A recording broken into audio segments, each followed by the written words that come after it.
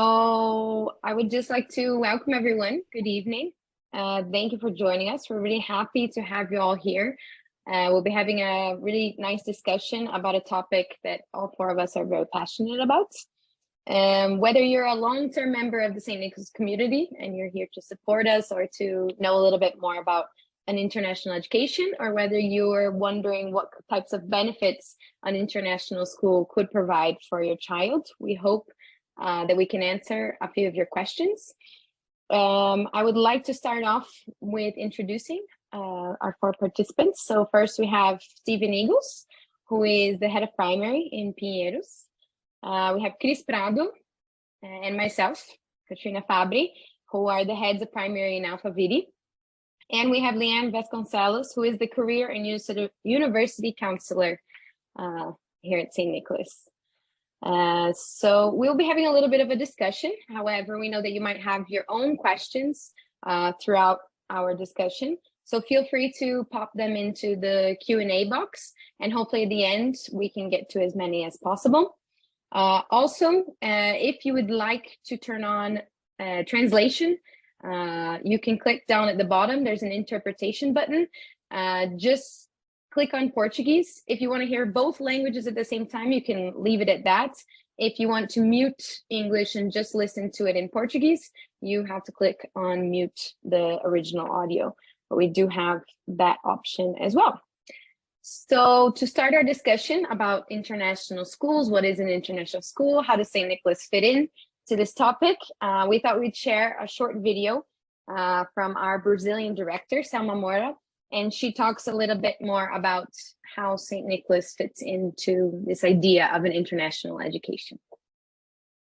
Tem uma diferença entre bilinguismo e educação bilíngue, porque bilinguismo é a habilidade que o ser individualmente possui de falar duas ou mais línguas, e educação bilíngue é um modelo estruturado de educação que permite que a criança aprenda por meio de várias línguas. O St. Nicholas está formando gerações já há quase 40 anos, tendo não só a educação bilíngue como foco, porque isso para nós já é algo que faz parte do dia a dia da escola, já é algo comum para nós, mas tendo principalmente em vista uma educação intercultural, ou seja, esse olhar para o mundo, para o outro, para aprender a conviver, cooperar, ajudar, respeitar, valorizar e apreciar outras culturas. So, can you remember when we looked at formal letters then? 네, 수령이가 보기에 그리고 지금 동백꽃 이 동백나무의 향기가 어떻다고 했어?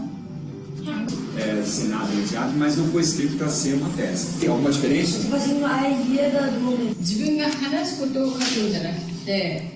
De todas as formas que se foi nos últimos anos, resulta maravilhosa. Essa educação intercultural ela acontece em todas as séries, em todas as turmas, vai se tornando cada vez mais complexas conforme os alunos vão crescendo e desemboca num futuro, num aluno que sai com uma qualificação acadêmica muito boa, com habilidades culturais, cognitivas, sociais muito fortes. É um aluno que consegue se dar bem em qualquer lugar onde ele estiver. Se ele ficar no Brasil, se ele decidir estudar fora do Brasil, onde ele for, ele vai conseguir se adaptar. Porque a educação no St. Nicholas não é apenas intercultural e bilíngue, mas também é uma educação pautada no protagonismo, na autonomia, na construção dessas competências para o século XXI. É um aluno que decide, que participa, que cria, que inova diariamente na escola. Então, essas habilidades que a gente na nossa geração não precisava desenvolver, eles já têm desde já dentro da escola.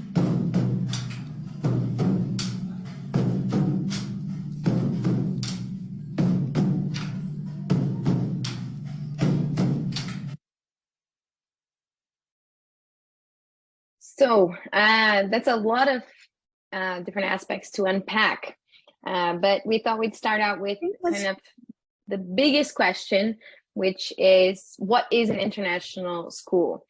We know that we have lots of options, especially here in Brazil, in terms of which types of school or what type of education you want to provide for your child. And as Selma made it really clear, we do have aspects that are included in other schools, such as being bilingual. And that's one of the things that comes to mind first when we talk about an international school, is the approach to language. So we do approach language not in an even bilingual way in terms of half and half throughout the day, but we do have aspects of different languages. So it is considered a bilingual school, and most importantly, in an intercultural education. Most international schools will have immersion in English. That's because we understand English to be a universal way that we can communicate. It is one of the main global languages, and so that kind of unites the campus and all the students and all the community members. And it goes beyond just the immersion in English. We know that there's lots of different ways to learn English. Immersion is an effective one of those, but in an international school, it goes beyond the language. And like Salma talked about, it goes into this intercultural education and developing abilities that will help the students become global citizens. So they have exposure to different languages, to different cultural identities, to different backgrounds. And an international school really values that. They look for that. They want to include different backgrounds and different cultures in their community. So we have here just showing of St. Nicholas itself, the different nationalities that make up our community. And so in Alphaville, we have many Brazilian families who've lived abroad, many Brazilian families who one of the parents is Brazilian, but another is from another country. And we do have a good amount of foreign families, so families who are coming from abroad that are embracing Brazil, but also we're embracing their culture at the same time as part of that intercultural education.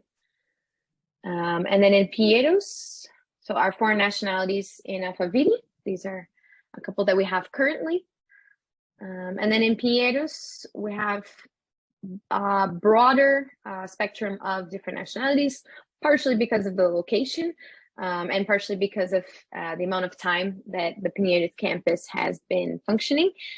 So again, lots of different types of backgrounds. And an international, although you might find different nationalities at other schools, an international school is really going to look for that and value that and find ways to incorporate that and make sure that all the community members are valuing and experiencing and being exposed to and appreciating those different cultures.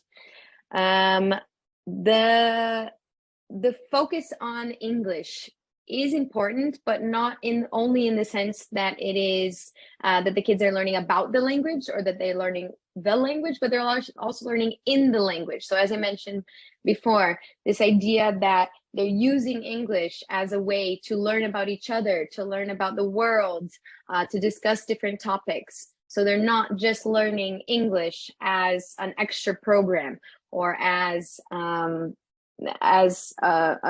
grammar course. It's really embedded in how we can connect with each other and how we can learn about each other in the community.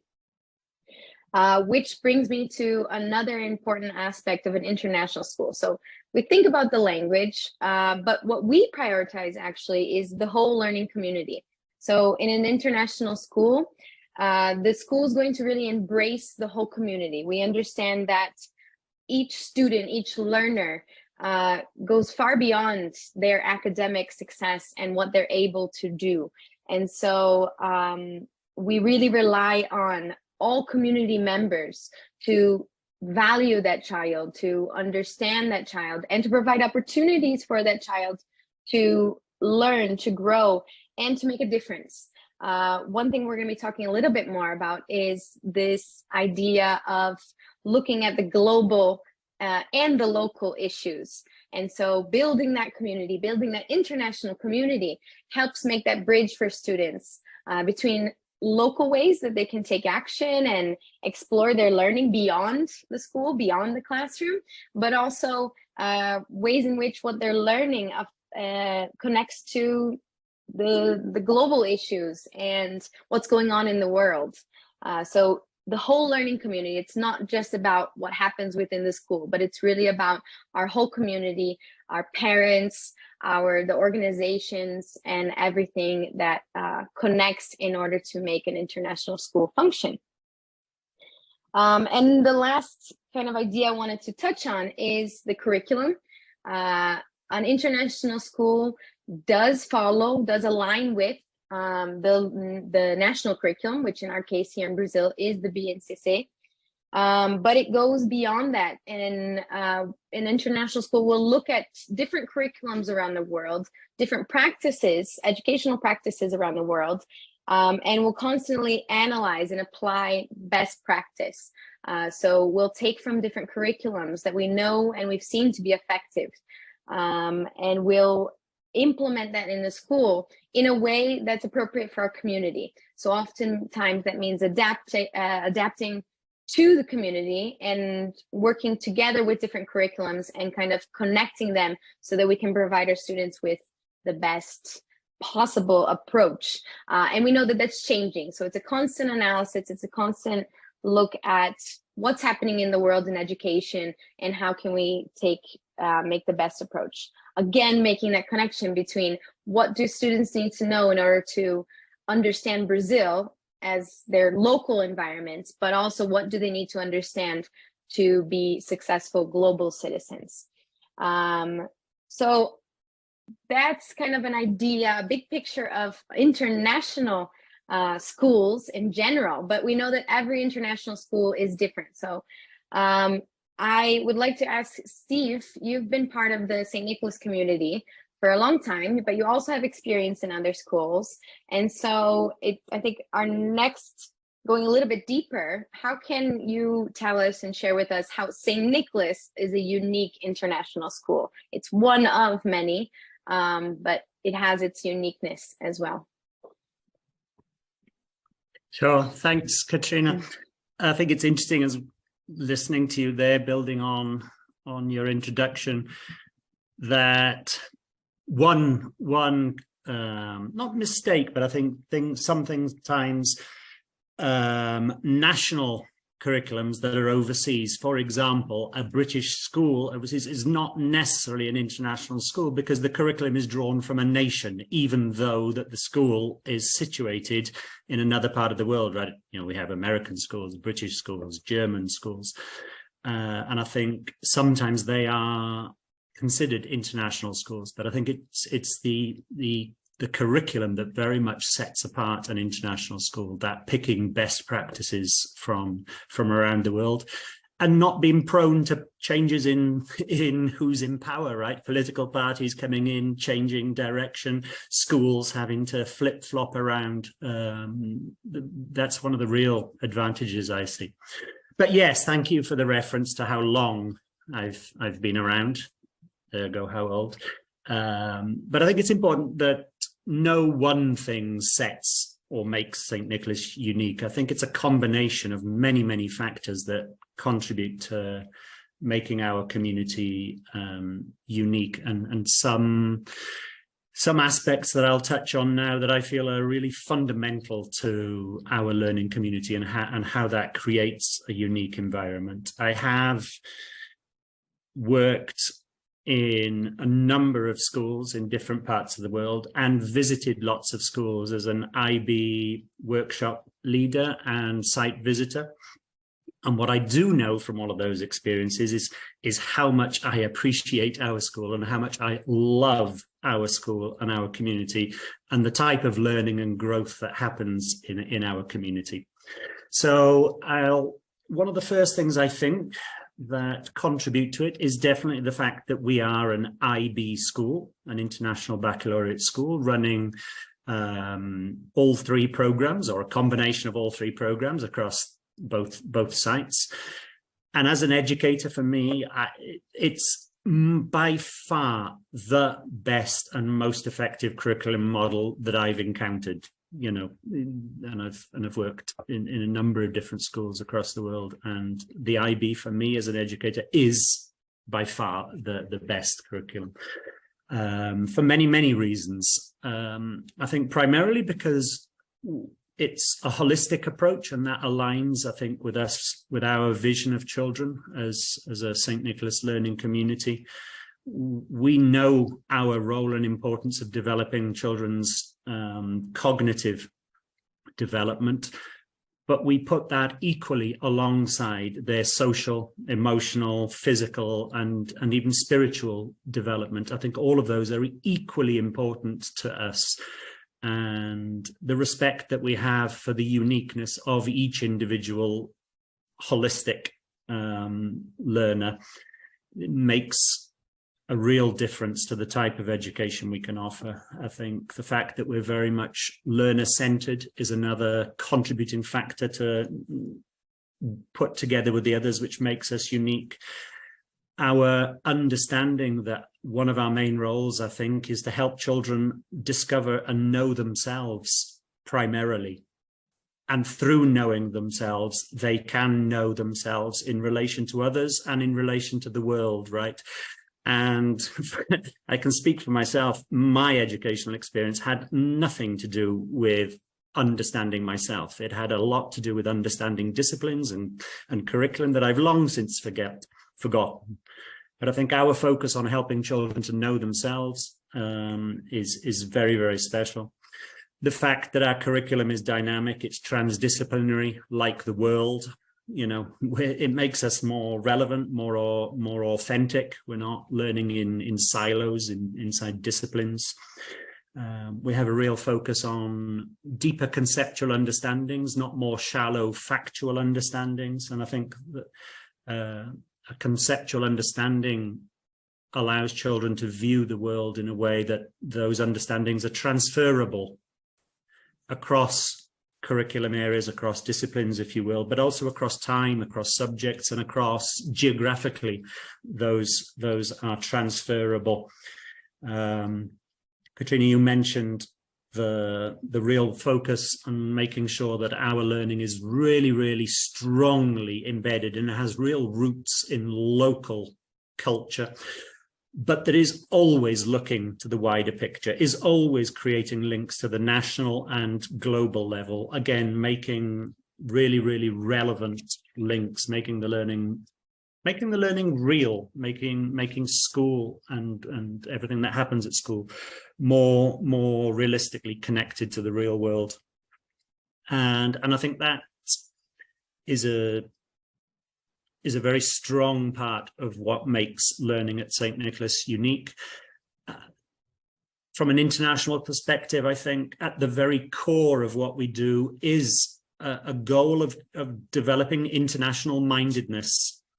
And through work with the learner profile attributes. And as I see it, it's one of the most important things that we're doing as an international school. We see an awful lot of intolerance to difference in society, in modern society. And I think our role as an international school has to be to counter that intolerance through the development of understanding, curiosity, appreciation, and respect for difference, and developing within the learners that understanding that there are different perspectives from ours, which can also be right, which in turn leads to a better and more peaceful world. We desperately want our learners to be international citizens where they're comfortable with difference, they're not threatened by difference, that they embrace difference, and they can more easily navigate any situation where they face difference, whether that's difference of opinion, difference of a belief, difference in culture, different values, that our children are equipped to navigate those type of complex communities, which the modern world is, in a very successful way. How we view the children and their active role in their learning, agency is something really, really important to us, giving children voice, choice, and ownership, making sure that learning is not something that's done to them, that, you know, genuinely opening up and giving the children real say, not just in their learning, but in the community and decisions we make, and working together with the learners, facilitating that, treating them as our equals, if you will, and working together to develop that voice, choice and ownership in the learners, and consequently more intrinsic motivation for the learners, leading to more significant action. Action is something that, you know, the learning has to lead to some action. It has to lead to them understanding something more deeply, thinking differently, acting differently, and always with the idea of creating experiences where they're going to want to make a difference, and have a positive difference. I think I couldn't talk about some of the factors that make us unique without talking about our learning community. I think we've always been a school that's been very proud of being open doors. There's many reasons why schools close doors, and we've always fought really hard to make sure that our community is open doors, that we embrace families as real partners. We cannot fulfill our role as partners in educating our young learners without that open door, without that openness to working together with families. It's something that we've got to work really hard to recreate that culture. Actually, the pandemic has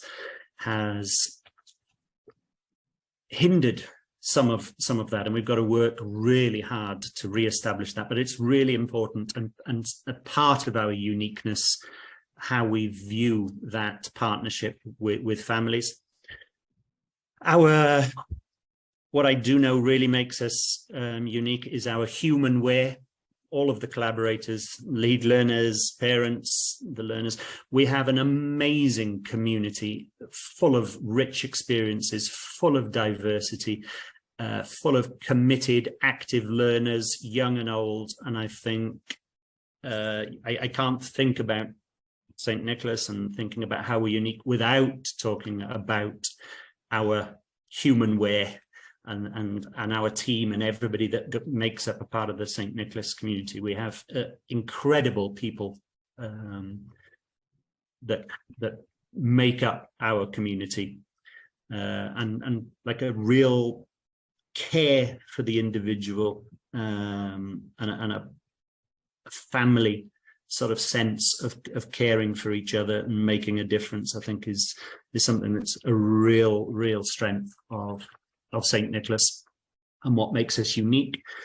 We have a number of rituals and different things that happen at school that also contribute to that mix and rich sort of mixture of elements that make us unique. Some of our rituals are about reinforcing our core values, that we need to be constantly taking action, thinking of others, making a difference. We have a tradition of regularly the children, the learners themselves, leading initiatives to make a difference inside our community and outside our community. We have many specific events to celebrate diversity, to celebrate local culture.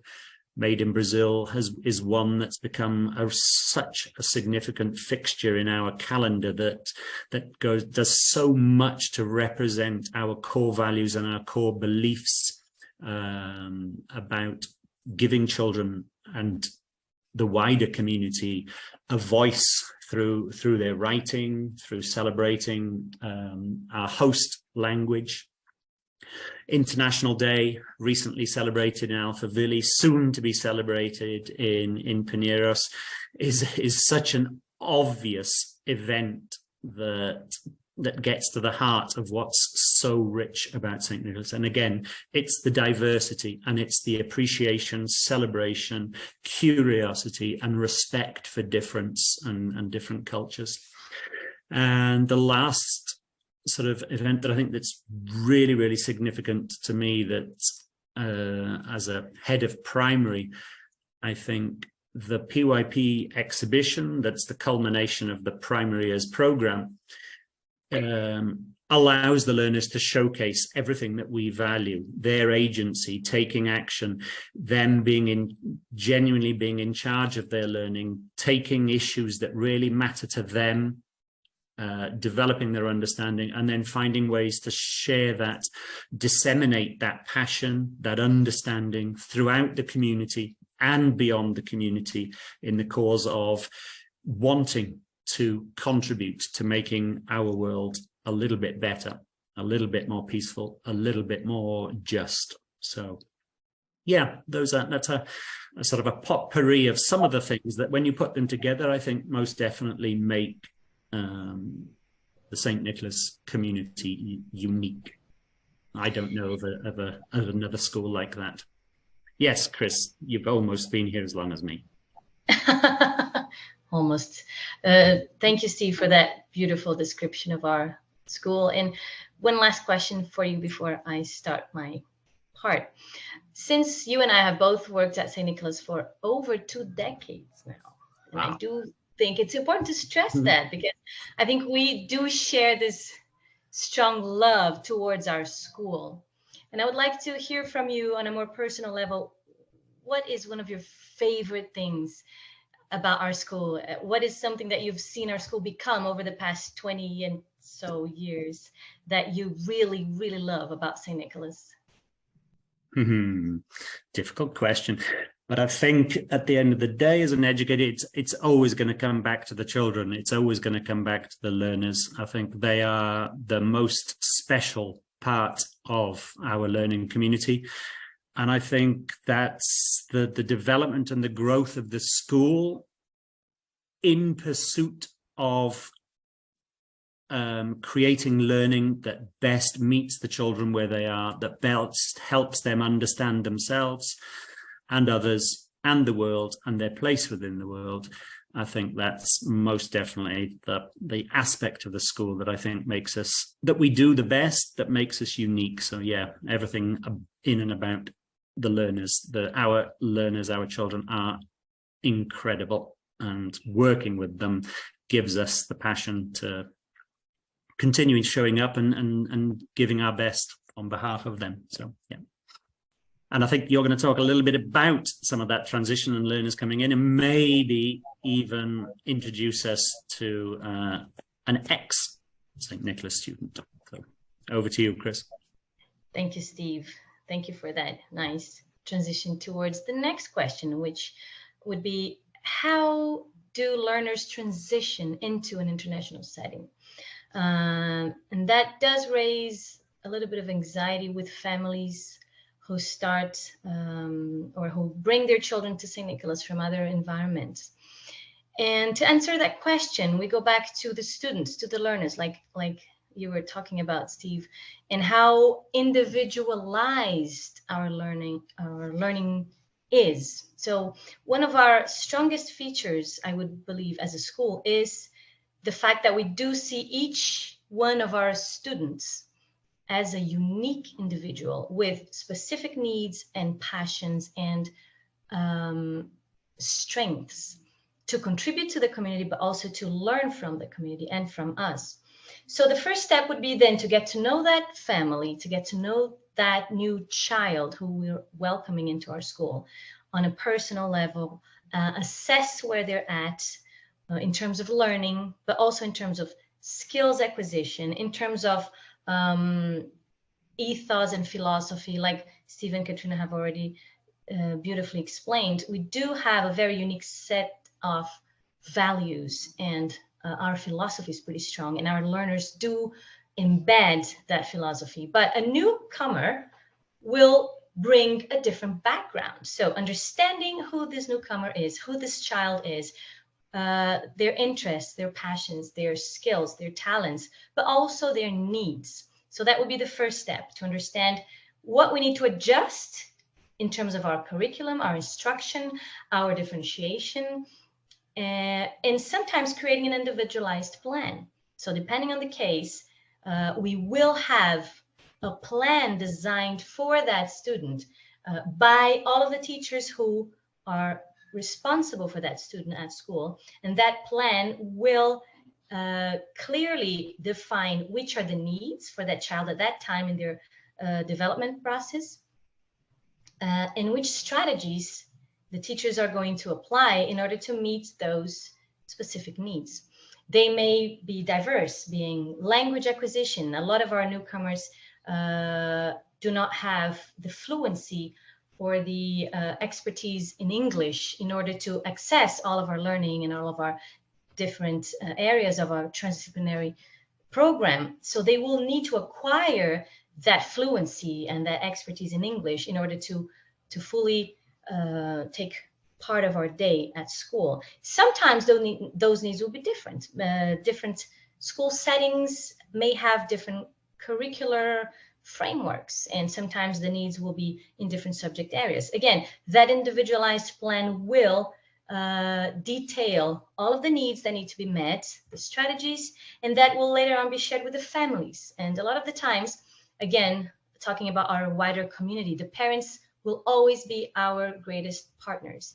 So for those individualized plans to work, they will be a shared responsibility between teachers and parents, and sometimes other partners, private tutors, if that's the need, if we want to speed up the process for adapting that new student.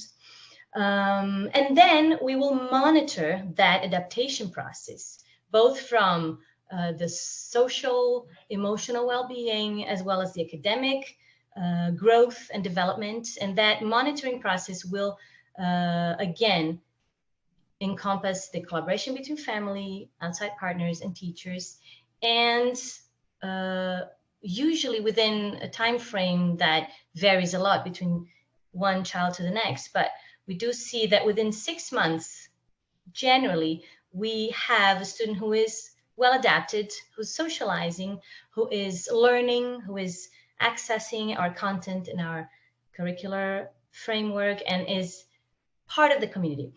Again, it varies from case to case, but a lot of effort is put forward into those individualized plans and to help every new member of our community to feel part of our community, to feel that they belong at St. Nicholas. Then weaving into a more social setting, some parents ask a lot of questions regarding social skills. How will my child create bonds, establish relationships, trusting friendships, if children are coming and going abroad to different places? How does that social setting promote close connections? And we do see, especially in Pinheiros, for having an older or a longer history of students coming and going, we do see that also in Alphaville, children make friends from different settings, different backgrounds, different cultures, and that enriches their understanding of what an international-minded world is. What is it to be part of a wider community that does not only refer to Alphaville, to Sao Paulo, to Brazil, but what does it mean to become to this planet, to share? What does it mean to share this planet with other people from all across the globe? But I think it's time to welcome a former student from St. Nicholas who has shared testimonium. So Abram is going to share with all of us his perception, his memories, and then after that, we're going to listen to Ms. Eileen, who's going to take us into an in-depth trip around the world and the future of our students.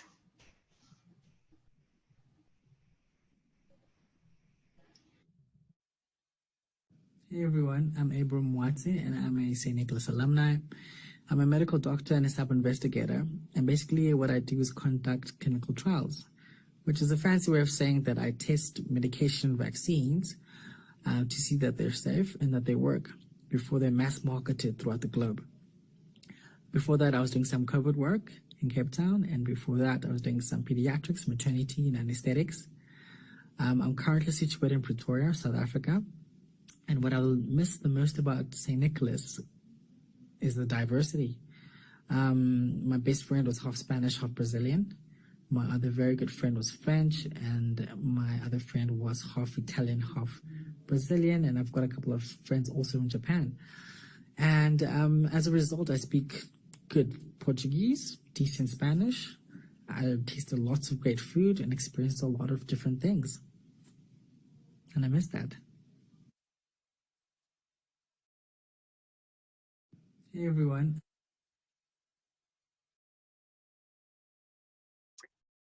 Great. Thank you so much, Chris, for introducing us to Abram. I really love his testimonial about his experience at St. Nicholas. One, because how proud are we to have an alum who is contributing to supporting vaccines and, science and getting us to a place where, we're in a safer world, right? I think that is amazing. And of course, his comments about the diversity at St. Nicholas and his diverse group of friends. Clearly, we've done something right. And I'll talk a little bit about people like Abram, but how our learners are prepared for their post-secondary education after they leave St. Nicholas, right? This is certainly a question that many of our families ask. Where do they go and what are they doing? So I'll talk a little bit about that. I think going back to what Steve was talking about, Katrina as well, we are IB schools. And when they get to year 11 and year 12, they are doing the IB diploma. And the IB diploma really is just a world of opportunities because it is a passport to study at a university in virtually any country in the world. According to the International Baccalaureate Organization, each year, over 5,000 universities in more than 100 countries or in territories receive IB students' admission applications and transcripts. So that is a whole load of countries, of which in Brazil, we also now have 19 universities that currently accept the IB diploma. So the recognition of the qualifications that we offer are phenomenal. And the fact that Brazil is now growing in terms of recognizing the IB diploma and how well prepared our learners are is just one more step in the direction of giving our learners opportunities, not just abroad, but in their home country as well, if they are coming from Brazil. So I think from, the last 3-4 years, I've been doing this for over 5 years now, but in these last 4 years, the number of Brazilian universities have grown in terms of their acceptance of the IB. So really positive change, and I can only see it growing more. In terms of St. Nicholas, though, I think what makes us stand out is not just that we have the IB diploma. We know that there are many schools that offer the same curriculum, but I think that it's also the diverse country destinations. That is certainly in part because of their open-mindedness to thinking about the different possibilities out there and not just, where many hope to go, which is the US, Canada, and the UK, but many other countries as well.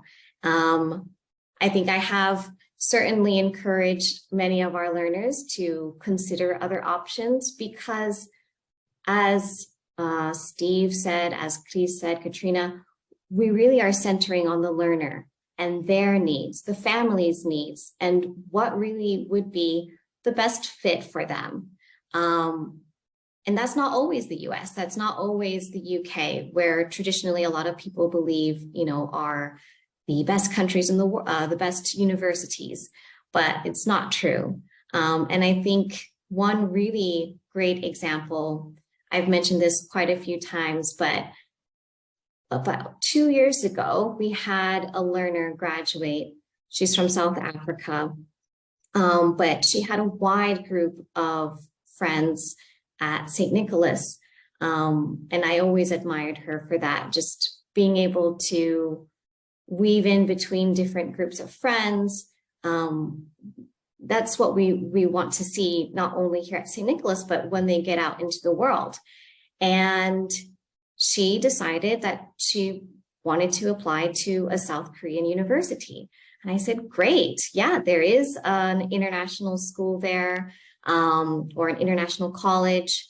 She applied, she got in. And yeah, just to think, someone from a culture and country that is so different from another, and to be open to that, to take that risk, maybe because, yes, she already had her friends from South Korea and from Asia, but also because she recognized and understood that there are many different places that will provide a really high quality of education.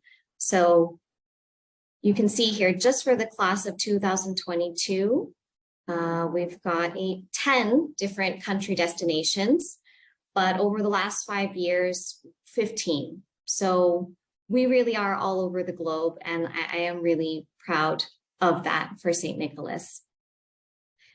And in terms of destinations, certainly this is another question that family asks a lot. And you can see I've divided it up between Europe, North America, Brazil. I think I forgot to add in Asia here, so my apologies for that. But it's because they were still in the application process. When we have different calendars, students are applying at different times of the year.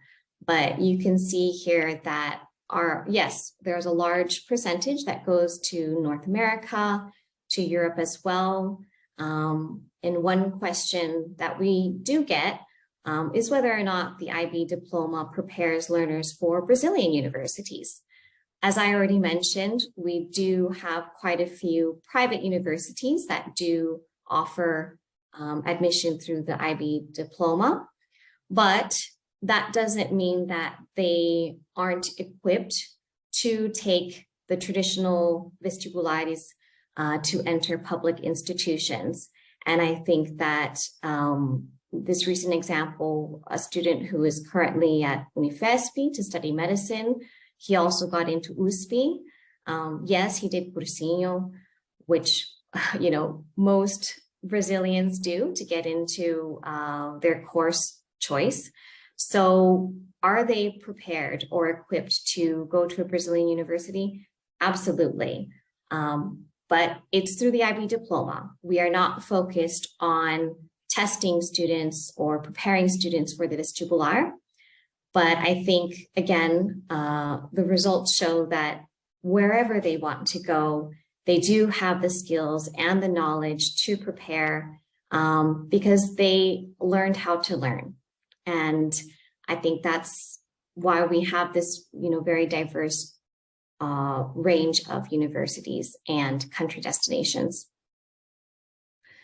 And I think that, beyond the diploma and our students' open-mindedness to different country destinations, it does help that we have strong partnerships with many universities from around the world.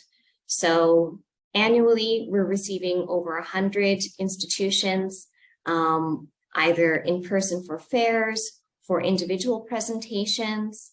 And this gives the learners and the families opportunities to speak directly with the admissions officers. Some of them will be the ones who are deciding, right, looking at the applications and deciding whether or not to admit our learners. So them giving the chance or having the chance to present themselves, practice their communication and interpersonal skills is one way that they're already preparing themselves for the future. And we always receive really positive feedback from the universities that our learners are asking great questions. They're very interested because they are preparing themselves for that next step. here's another, a couple other photos of past fairs. And recently this year, it's so great to have interactions with universities in person again, right? We were doing a lot of online presentations, but I wanted to show this because the universities reach out to us. Yes, I reach out to them as well, but oftentimes they are reaching out to me and saying, hey, can we come to your school? We want to offer this masterclass. And this is an example of the year 12 students listening to professors at EA University in Spain. It was a masterclass about entrepreneurship through acquisition. So it was hands-on. They were collaborating in teams and talking to people in the industry.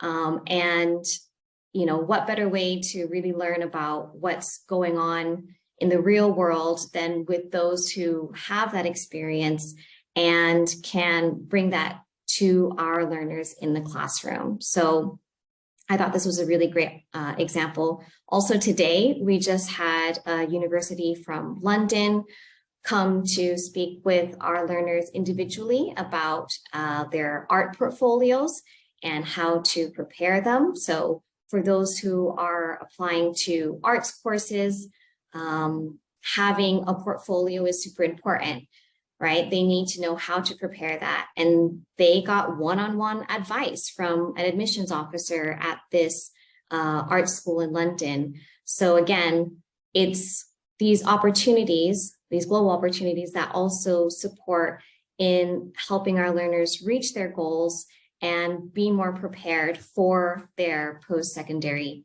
education. And I think that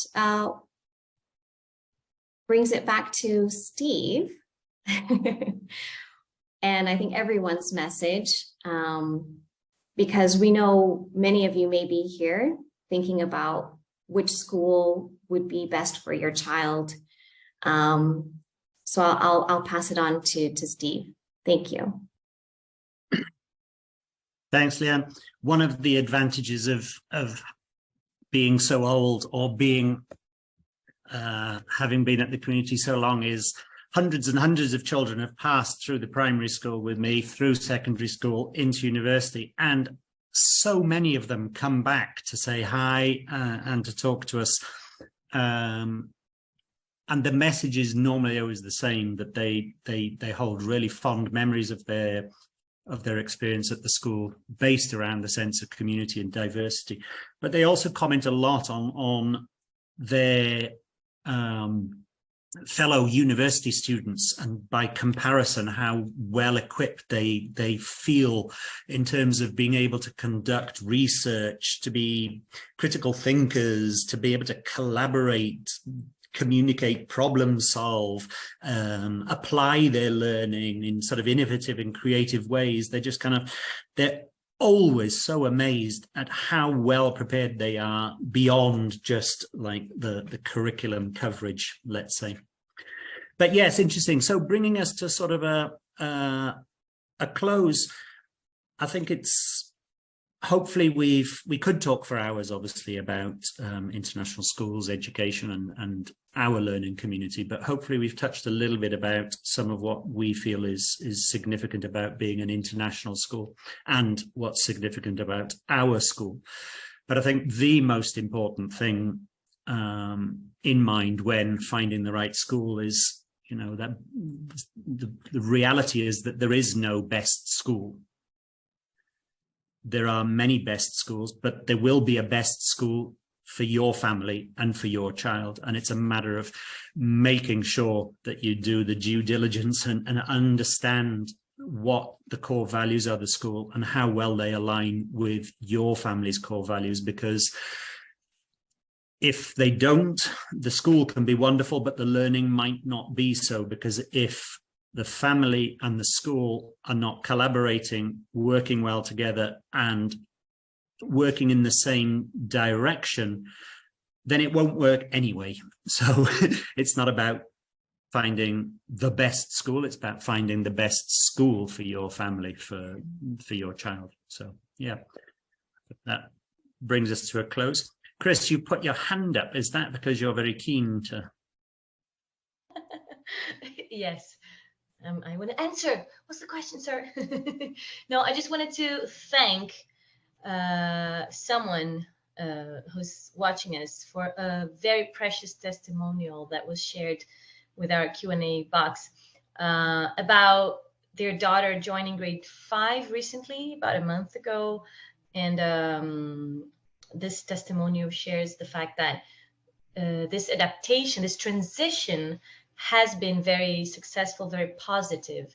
And it is important to remember that a transition from a local school or a different type of school into grade 5 is it can be pretty challenging for the students, for the teachers, especially if language is a barrier. I don't know if that was the case, but hearing from a parent that this transition was smooth and positive and that this child is thriving is really, really amazing to hear. So thank you for that testimony. I just thought it would be important to share this with the other friends who are hearing us, because this is another piece of evidence that we do really try hard to welcome every new member with open arms, with an open heart and an open mind, but with a lot of effort as well and differentiation. So I'm really happy to hear that this child is thriving.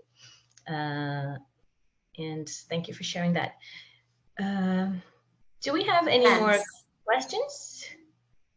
Yes, it's time for question and answers. So if anyone has one, please share it in the chat. Okay, we've got one of those burning questions about Ivy League schools. So one would like to know, we have a percentage of students who go to Ivy League. Yes, we have students who go to US Ivy League schools. I don't have the exact percentage. So if you can reach out to one of us, because I don't have your name here, we can get back to you with that information. Thank you. Anybody else?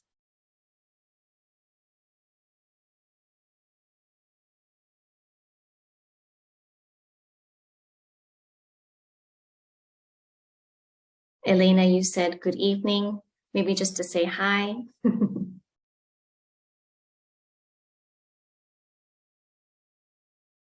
But yeah, I think just to add on quickly to this last question, I think it is also good to consider universities all around the world, you know, that are also highly ranked.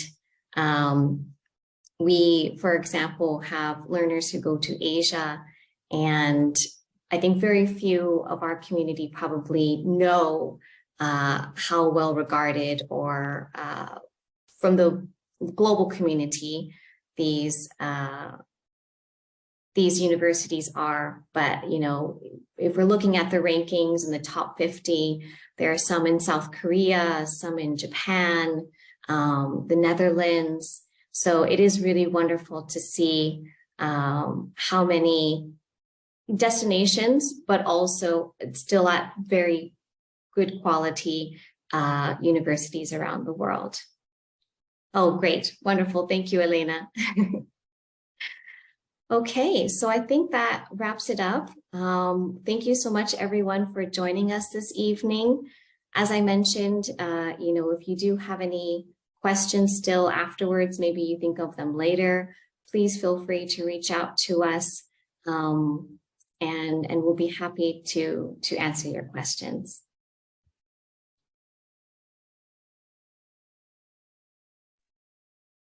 Have a good evening. Thank you. Thank you, everyone. Thank you, Katrina. Thank you, Chris. Thank you, Leanne.